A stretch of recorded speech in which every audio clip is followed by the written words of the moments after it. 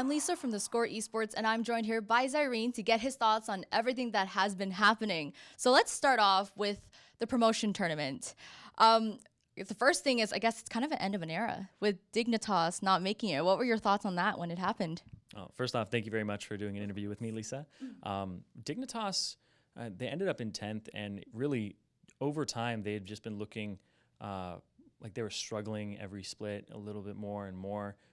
This year they lost Smitty J mid-season and had to replace him with Billy, who had no professional experience. So Dignitas, it's not something that was completely unexpected with the current state that they are in, but I think that this team could, with the organization backing them, make it back in, because, I mean, people are talking about it's an end of an era, they're outside. It's like the team's not dead, right? Like the team is still there. They're back in Challenger now, and now they have to fight their way back up, and that's what promotion's all about, because they could be back the split after next. That could be valuable time for them to practice and make it back. Yeah, exactly. And I think that there may be some changes in the roster. We'll see what happens. But with time and with Billy getting more experience, I think that that top lane could be something that's more solid for them. Or they'll search around, because Dignitas, I think that it's an organization that has a great backing to it, and they'll be able to do well in Challenger. And now with the promotion tournament wrapping up, we know who's made it into the LCS. We have Renegades, we have Team Impulse, and we have Apex now. Any surprises there? What are your thoughts on the teams that made it? I was really surprised that TIP made it back so quickly. Like, that was just a flat, very great performance from Proxen and Empyrean. And against Apex, who were looking like favorites, they have a lot of veteran experience on that roster. I was surprised by Tip. Now, I don't know if that was a bad day from Apex, a good day from Tip, but we're going to see them in the split next, or in the summer. And what Tip is going to be able to do, is it going to be more of that type of performance, or is it just going to be them being like, oh, that was a one-time thing? So I want to see what happens. I love Gate. I think Gate has a great personality. I love every time I get to like pass him in the hallway and stuff. He's just a really, really fun guy and really positive too. So I'm happy that he's back in. And Apex, as the challenger team making it into the LCS, how do you think they're going to fare against, the top teams in the LCS? I think it's going to be rough. Apex have always seemed to struggle with teamwork and synergy. They have a Korean-speaking AD carry as well as a jungler, and Xpecial is the shot caller, so he has to shot call them around the map, and the out-of-game synergy is something that takes a lot of work, right? I got to talk with Xpecial, and he talked about how shot calling them isn't as difficult as you would think, but it's out of game, building the synergy when you're out at events, when you're eating lunch together, dinner. It's much harder to actually break that barrier and have a conversation with that person to build the synergy. So that's what they're going to have to work on in the offseason. They talked about boot camping in Korea. So in terms of where they end up in the split, it's really up in the air. They have a lot of potential. They could end up being in the top half, but as it stands right now in their current state, I'd rate them in the bottom half, around Echo Fox level, and they could have the ability to get up there. Yeah. And what's cool is that as a caster and analyst, you've watched Renegades and Team Impulse throughout this whole season. And so seeing them play in this promotion tournament, how have you seen them improve? So Renegades is quite interesting, because Renegades is a team that they brought on Seraph, who's basically the mercenary of the top lane. This guy, he subbed in for Team Impulse, and then he subbed in for Renegades, and every time he's in the LCS, he just seems to smash top lane. And now he's back in. He's back in. I want to see what he does with Freeze, who he's freed up. I mean, coming into the last few weeks, Renegades won, I think, 5 of their last 6 games and made us like complete just sprint from 10th to 8th. It was absolutely incredible to watch.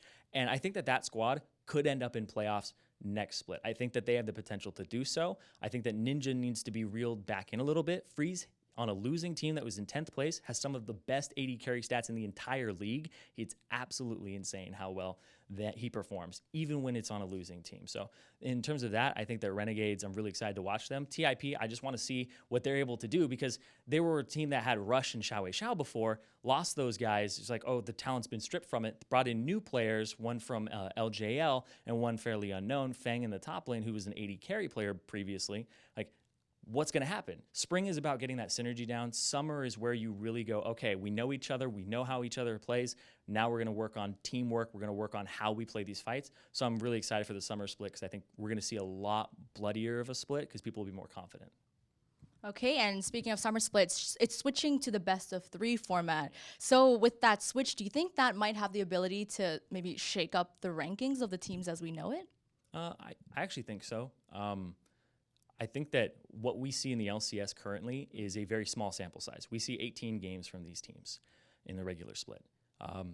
And in terms of scrims that they play against each other, teams will play 6 games a day. So in 3, and that's if they're only doing 2 scrim blocks of 3, right? A lot of teams will do 9 games a day. So in 2 or 3 days, you're playing an entire LCS season worth of games. So we only see 18 of those games from these teams. It is so hard to actually get a good read on these teams with such a small sample size. So I'm excited that the sample size is going to increase. We'll be able to see things like, can this team adapt in between sets? And then honestly, it'll boost up coaching a little bit. So we'll be able to tell what coaches are really doing their job in adaptation from a loss to a victory in the next game, and which ones are really floundering and not being able to adapt.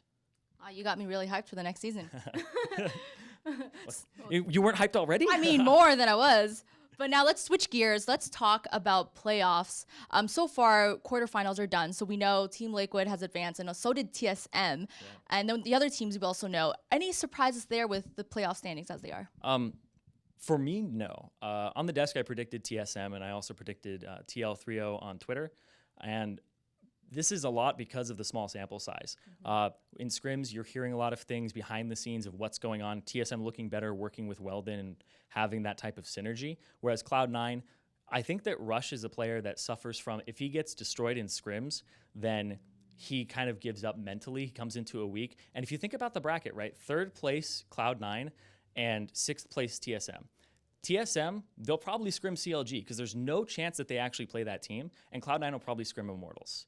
So if you're getting destroyed by Immortals over and over and over again in scrims, you're going to come in with low confidence saying, like, we just lost 15 scrims, right? We just played 3 days of blocks and we just got annihilated. Because that's the scrim opponent they're going to play, right? Based on those standings. Or you play a weaker team and try to help them out for relegation, which a lot of those top teams, you really get your pick of the litter, honestly.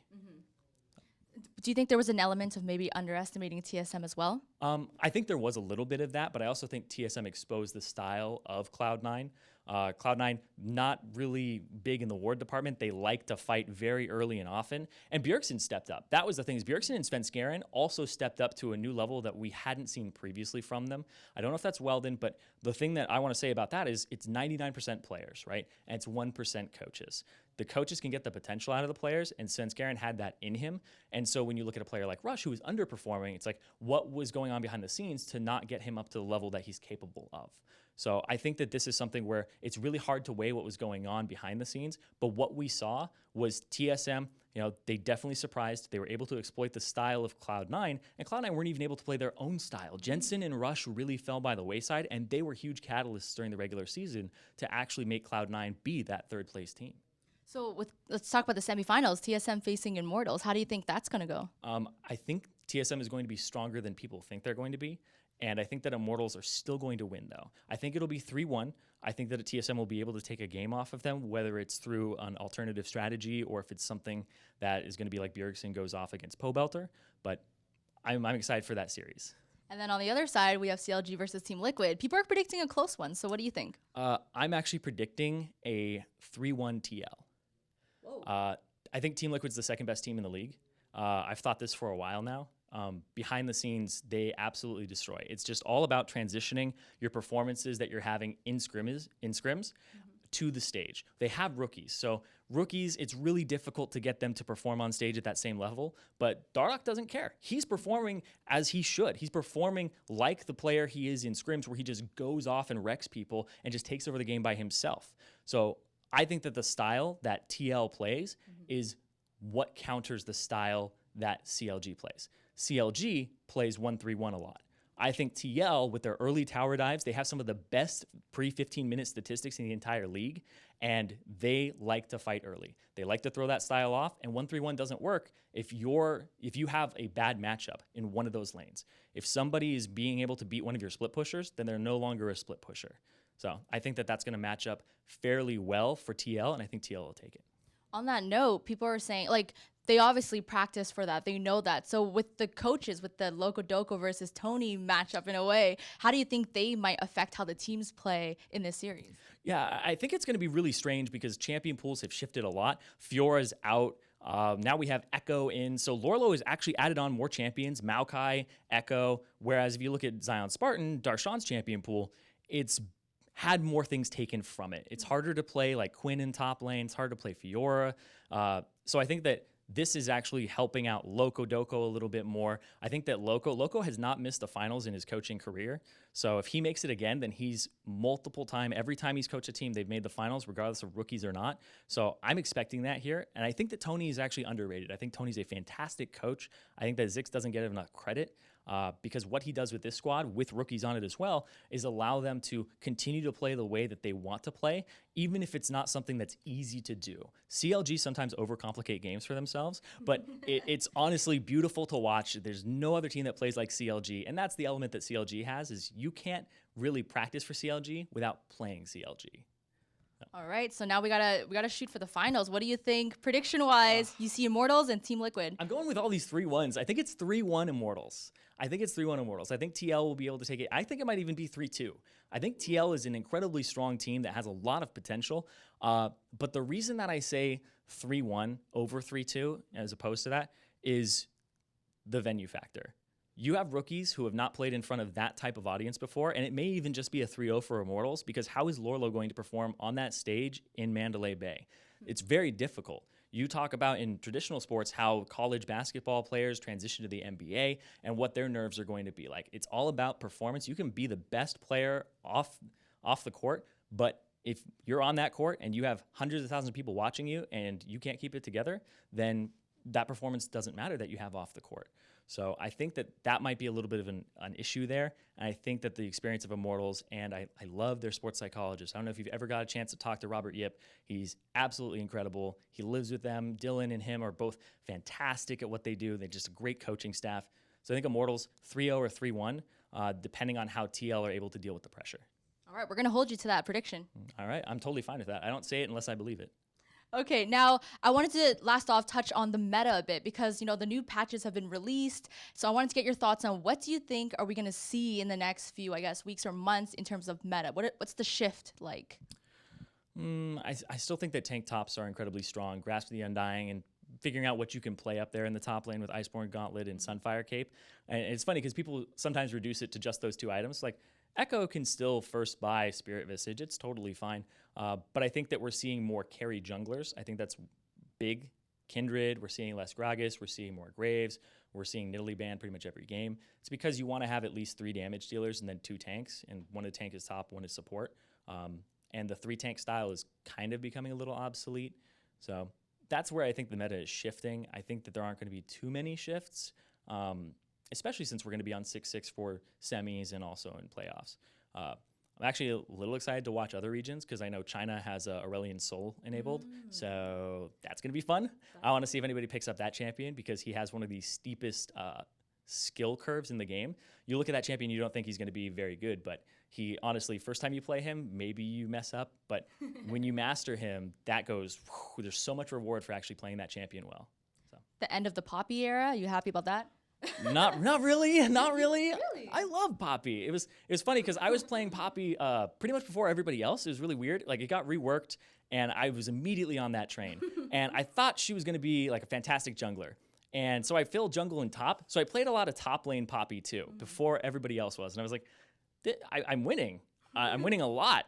And that's one of those things where you think you're a good player. You're like, I'm winning. It's so great. And then you just realize, it was OP all along. Yeah. Like you want to defend it and be like, no, she's hard to master. Like really, she's incredibly powerful. But the range nerfs, I think, are a big blow to her. I still see her banned a lot, so I haven't been able to play her with that 425 range as opposed to the 525. So I think that the Poppy era is just going to be replaced by the Echo era and the Maokai era. So it's kind of sad for me, but oh well. So you'll master the Echo and everything too. Oh, I don't want to. I play Quinn every game, and I just go 110 now against tanks. So it's bad. It's bad. All right, thank you so much for your time, Zirene. And you guys, thank you so much for watching. If you guys enjoyed, be sure to check out the rest of our stuff on our channel.